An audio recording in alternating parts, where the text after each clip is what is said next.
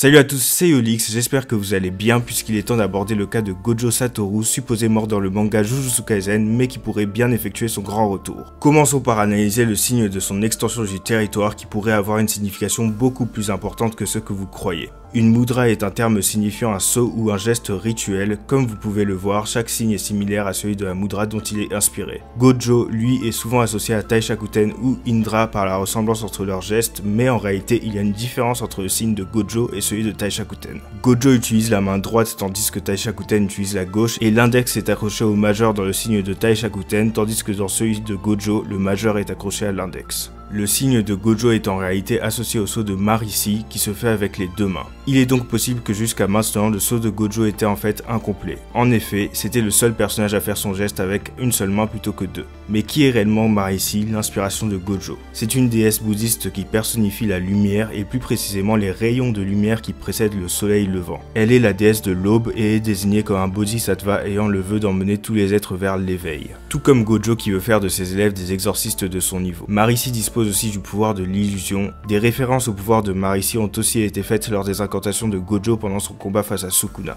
Les voici. Phase fait référence en physique à la phase des ondes. Paramita ou perfection signifie l'atteinte de la vertu suprême. Le crépuscule est la lumière douce provenant du soleil lorsqu'il est en dessous de l'horizon. Pilier solaire est une référence à un phénomène de photométéore qui consiste en une traînée de lumière blanche observable à la verticale au-dessus et au-dessous du soleil ou de la lune. 9 cordes se réfère à Kyushu écrit en chinois qui serait le lieu d'origine du bouddhisme japonais. Et pour finir, lumière polarisée fait référence à la polarisation qui est une propriété qu'ont les ondes vectorielles telles que la lumière. Gojo provient d'un clan réel de l'histoire japonaise, mais son nom est aussi composé de Go qui veut dire 5, un chiffre très important dans le bouddhisme. Ça fait référence aux 5 couleurs, aux 5 sens, aux 5 sagesses et aux 5 Bouddhas. Pour revenir à Marici, elle est souvent considérée comme une émanation de Vairocana, le Bouddha suprême. Vairocana ou Dainichi Nyorai est la divinité centrale des 5 Bouddhas nés d'eux-mêmes, les 5 Bouddhas de la sagesse dans le bouddhisme ésotérique. Dainichi se traduit grand soleil comme l'être dont la lumière illumine et éclaire tous les êtres tels que la lumière du soleil. L'élément associé à Vairocana est l'espace et le vide et on sait que le sort de Gojo est celui de manipuler l'espace, son extension du territoire est d'ailleurs nommée Unlimited Void, le vide infini. Le 6e œil pourrait aussi être associé aux 6 éléments du bouddhisme. Dans le bouddhisme ésotérique, les 5 éléments, Gogyo en japonais, sont la terre, l'eau, le feu, l'air et l'espace. Ils sont combinés avec un élément supplémentaire, l'esprit, pour un total de 6. Ce n'est qu'en ajoutant ce 6e élément, l'esprit, la perception ou la conscience spirituelle, que les 5 deviennent animés. En d'autres termes, il n'y a unité que lorsque le 6e élément est ajouté. Sans le 6e élément, les yeux ordinaires ne voient que des formes ou des apparences différenciées. Vairocana est souvent représenté avec un mudra qui symbolise l'unité des 5 éléments du monde avec le 6e élément, la conscience spirituelle.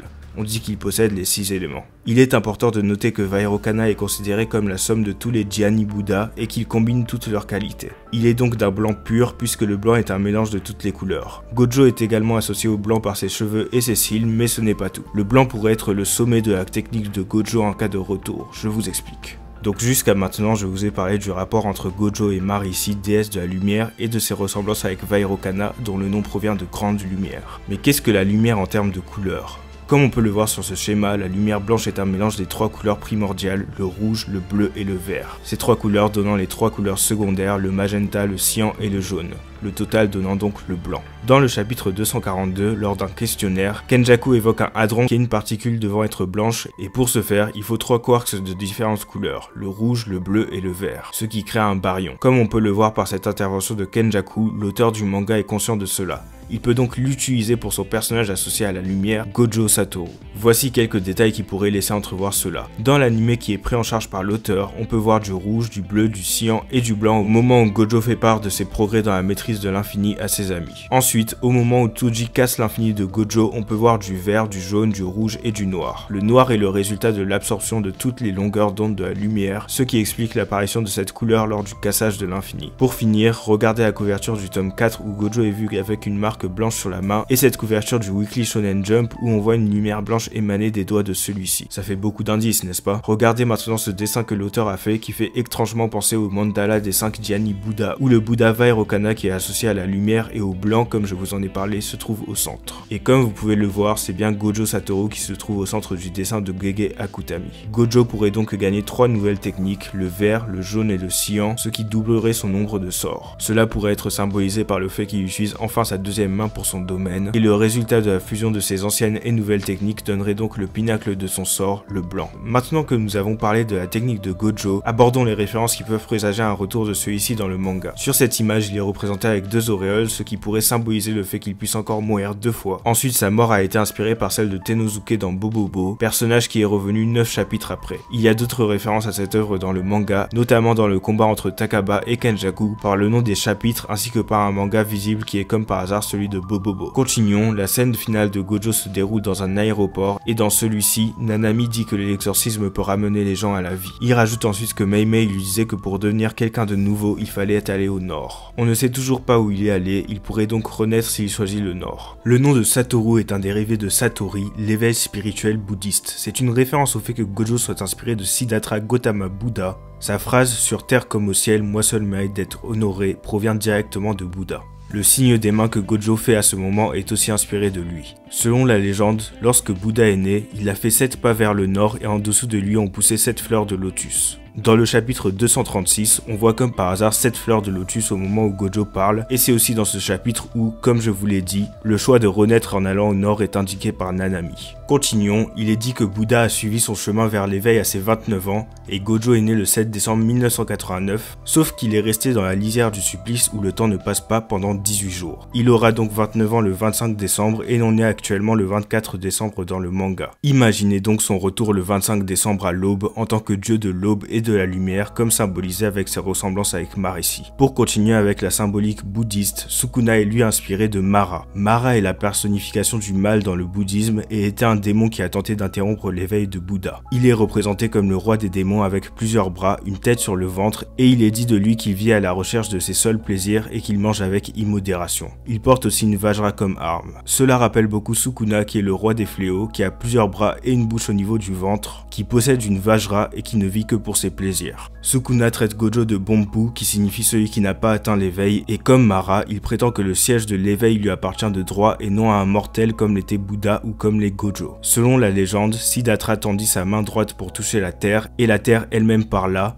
j'en témoigne. Mara disparut. Alors que l'étoile du matin se levait dans le ciel, Siddhartha Gautama réalisa l'illumination et devint un Bouddha. Comme par hasard, cela se passe à l'aube, tout comme le retour théorisé de Gojo. D'ailleurs, j'ai oublié de le dire, mais c'est le bon moment, le Bouddha Vairocana est la source de l'éveil et il est considéré comme un professeur qui a fait avancer le bouddhisme. Sans lui, il n'y aurait pas de bouddhisme et pas de chemin vers l'éveil. Cela correspond également à la décision de Gojo de devenir un professeur et de guider les jeunes. Après avoir atteint l'éveil, il guidera ses élèves sur la même voie. Mais maintenant, la vraie question est de savoir comment Gojo pourrait revenir. L'option la plus envisageable est l'utilisation d'un sort d'inversion pour se recoller, car on sait grâce à Kenjaku que couper la tête des personnes possédant le sort d'inversion est nécessaire pour les tuer. D'ailleurs, lors de son combat contre Yuki dans le chapitre 208, il coupe Tsukumo en deux comme Gojo l'a été face à Sukuna, mais après cela, celle-ci a gardé la possibilité de parler, d'attraper le pied de Kenjaku et de lancer une attaque suicidaire. Dans ce cas-là, pourquoi Gojo Satoru, le meilleur exorciste de sa génération, ne serait pas capable de faire de même, mais cette fois-ci dans l'optique de se soigner comme il avait fait face à Toji. J'ai aussi entendu des théories sur un possible serment de Gojo. La théorie se base sur le clip vidéo avant réalisé par Eve et créé pour Jujutsu Kaisen. On y voit tout d'abord un poisson coupé en deux perdant son œil. Cela ferait référence à Gojo qui a plusieurs fois été traité de poisson par Sukuna. La perte de l'œil pourrait signifier de même pour Gojo. Ensuite, on voit aussi dans le clip les mêmes chaînes que celles des serments devant les yeux de Gojo avant que l'un d'entre eux soit taché de sang. Il pourrait donc avoir fait un serment qui lui permettrait un retour. La tache de sang sur l'œil pourrait faire référence à la perte de celui-ci comme j'en avais parlé dans cette vidéo. On voit aussi la lance céleste sur l'image, objet maudit permettant d'annuler tous les sorts. Cela pourrait donc signifier la perte du sort de Gojo après ce serment. Perdant le titre de plus fort, Gojo Satoru pourrait enfin naître. Il pourrait obtenir un pouvoir temporaire lui permettant de réaliser ce que j'ai dit précédemment avant de le perdre définitivement. Il ne faut pas non plus oublier que le sixième œil est lié à Tengen par le destin, cela pourrait d'ailleurs aussi être un serment comme j'en ai parlé dans cette même vidéo, et donc il est probable qu'un nouveau sixième œil apparaisse après la disparition du dernier porteur du pouvoir. Ce nouveau porteur du sixième œil pourrait finalement être Gojo lui-même avec sa renaissance. Dernièrement, il est possible que Gojo fasse un retour lié à celui que Nobara pourrait faire, mais je vous réserve ça pour une prochaine vidéo, donc abonnez-vous et activez la cloche si vous ne voulez pas manquer ça. Vous pouvez aussi liker la vidéo et la partager avec des personnes susceptibles de l'aimer. Salut à tous!